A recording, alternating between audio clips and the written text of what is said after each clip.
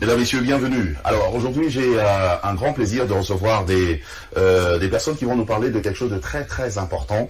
La chose, au fait, c'est une chose qu'on ignore concernant justement les Juifs, les Hébreux. Et le saviez-vous que les Juifs étaient des Noirs?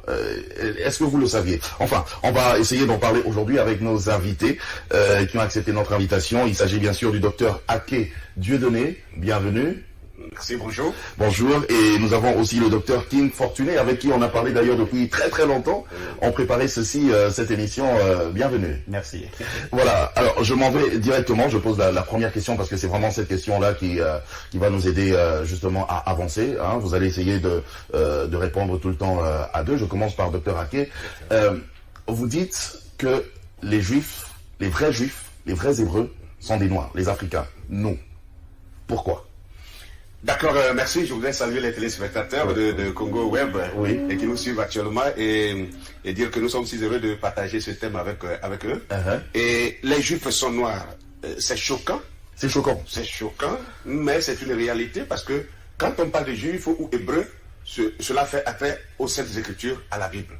Parce que la Bible, nous savons bien que Dieu a donné sa parole à un peuple donné. La Bible dit que Dieu a regardé parmi tous les peuples, il a choisi, n'est-ce pas, une nation. Une nation. Voilà, qui devait, n'est-ce pas, être appelée la nation élue, le peuple élu. Et c'est à ce peuple élu que Dieu a confié sa parole. Et ce peuple-là s'appelle le peuple d'Israël. Et maintenant, nous disons aujourd'hui qu'Israël est un peuple noir. Et ça choque parce qu'il y a un peuple qui existe aujourd'hui. En Israël. Sur le territoire appelé Israël. Israël et qui n'est pas noir. Et qui n'est pas noir. Voilà. Et donc ça peut paraître scandaleux, mais nous voulons partir sur la base des Saintes Écritures parce que si Dieu a parlé de son peuple dans les Écritures, il a dû identifier ce peuple-là. Il a dû identifier ce peuple-là. Que disent justement les Saintes Écritures? Premièrement, il faut d'abord enlever l'obstacle qui fait l'écran dans la mémoire des gens actuellement, parce que dès qu'on dit que les Hébreux sont noirs ou les Juifs sont noirs, directement tout le monde tourne ses regards vers Israël, en Palestine, et on voit que ce sont des Blancs. Alors donc on se dit, mais qu'est-ce que ces gens-là racontent là? Est-ce que ce n'est pas des hérésies là?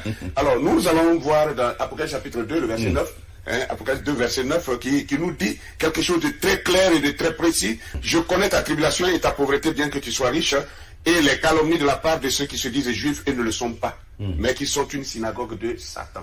Ça, c'est terrible. Dieu est en train de nous prévenir qu'il y a un peuple qui allait se substituer au peuple élu et qui allait se faire passer pour des Juifs et qui ne seraient pas des Juifs. C'est une imposture, ça. C'est une imposture.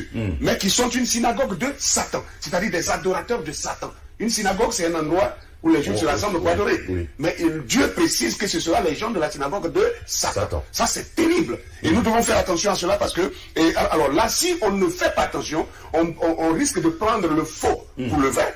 Et le vrai pour le faux, c'est ce qui a été fait d'ailleurs. D'ailleurs, encore, et après chapitre 3, 9, dit encore la même chose et enfonce la chose plus gravement. Et Apocalypse 3, 9, qui nous dit encore, voici, je te donne de ceux de la synagogue de Satan qui se disent juifs et ne le sont pas, mais qui mentent.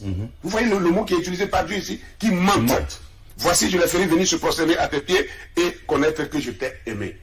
Alors, Dieu dit, je te donne de ceux de la synagogue de Satan qui se disent juifs, mais qui ne le sont pas, mais qui mentent. Quand Dieu dit que quelqu'un ment, il faut bien peser ce mot-là. C'est grave. C'est très grave. Dans la Bible, Jésus a dit que celui qui est le père du mensonge, c'est Satan. C'est Satan. Donc ce peuple-là, Dieu l'a identifié comme étant le peuple de Satan. Voilà pourquoi ceux qui sont en Israël, d'abord à commencer par la langue qu'ils parlent, ce n'est pas l'hébreu, ils parlent le yiddish. Ça, ceux qui ne le savent pas, c'est de l'ignorance. Et le yiddish, c'est une langue germano-turque, mélangée des mots slaves. Deuxièmement, ces gens qui sont là-bas, ils se définissent comme étant des Ashkénazes, des Khazars et des Sepharas. Donc, quand on prend les gens comme les Ashkénazim ou les Ashkénazes, Ashkénaz, bibliquement, c'est le premier petit-fils de Japheth. Et quand on parle d'Israël ou des Sémites, ce sont les descendants de Sem. Vous comprenez bien? Parmi les trois fils de Noé, d'Abraham découle Isaac, Jacob, les 12 tribus qui forment maintenant la nation d'Israël. Donc vous voyez que pour être juif, il faut être d'abord un sémite. Or, les Ashkénazes sont carrément de la lignée de Japheth. Donc ce sont les descendants d'Ashkenaz qui sont en Israël actuellement. Ok, donc sur base de ça déjà, c'est exclu. C'est exclu, ils sont hors sujet. Et maintenant les Khazars, prenons les Khazars. Les Khazars découlent d'un ancien royaume qui a existé entre le 4e et le 11e siècle, hein, qu'on appelait la Khazarie, qui se situait au sud de la Russie et entre la mer Caspienne et la mer Noire. Hein, et justement la zone de l'Ukraine actuellement. Vous voyez un peu. Et ce royaume-là, c'était des Turcs, hein. C'était un peuple turc mélangé de Slaves et de Russes. C'était un peuple usurpateur. C'est-à-dire c'était un peuple qui agressait tous ceux qui passaient. Et donc, ils arrachaient leurs biens, ils les tuaient et ils prenaient leur identité. Okay. Déjà à l'époque, ils étaient déjà comme ça, des imposteurs. Des imposteurs. La Russie et l'Allemagne à l'époque et se sont mis ensemble autour du 7e siècle par là. Ils ont voulu leur faire la guerre pour les détruire. Et on leur a dit, vous choisissez une de ces religions ou alors on vous massacre.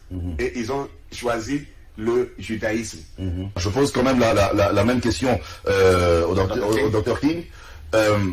Allez, essayez de nous éclairer encore plus, de creuser encore plus, parce que le docteur Ake est parti déjà sur base de ce texte d'Apocalypse, et il nous a même parlé des enfants de Noé, il a même évoqué les 12 tribus d'Israël. Mais tout ça ne montre pas que le juif est noir. Oui. Ok, ben, je crois que c'est une situation, une question très, très complexe, et puis il faut avoir plus du temps pour développer, mais je pense que nous sommes ici pour donner quelques briefs. Premièrement, je vais prendre la notion de la numérologie.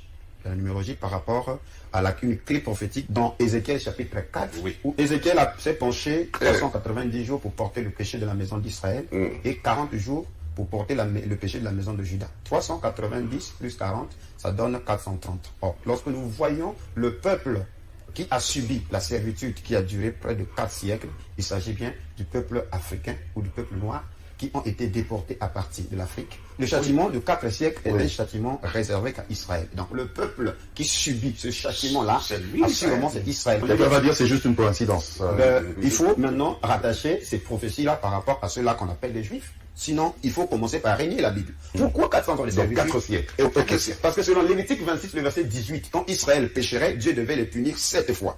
Et au verset 33 jusqu'au verset 34, il est dit, je vous disperserai parmi les nations, je vous arracherai de vos terres. Et dans Deutéronome 28, le verset 68, là, dans Deutéronome, il faudrait que les téléspectateurs prennent leurs notes, qu'ils étudient, qu'ils lisent calmement ce chapitre, comme dit mon frère ici, il faut le lire avec les yeux décolonisés. Il s'agit là des châtiments qui devaient toucher Israël en cas de désobéissance. Et le dernier châtiment, il est dit, et l'Éternel te ramènera sur des navires en Égypte, et tu feras ce chemin dont je t'avais dit, tu ne le verras plus. Là, vous vous offrirez en vente à vos ennemis comme esclaves, comme servantes. Donc, la servitude qui devait durer 4 siècles là précis, c'est la traite négrière selon Deutéronome 28, 68. Il devait revenir d'abord en Égypte. Et l'Égypte, c'est l'Afrique. C'est à partir de l'Afrique qu'il devait être vendu. Parce que le mot Mitzraïm, c'est aussi servitude.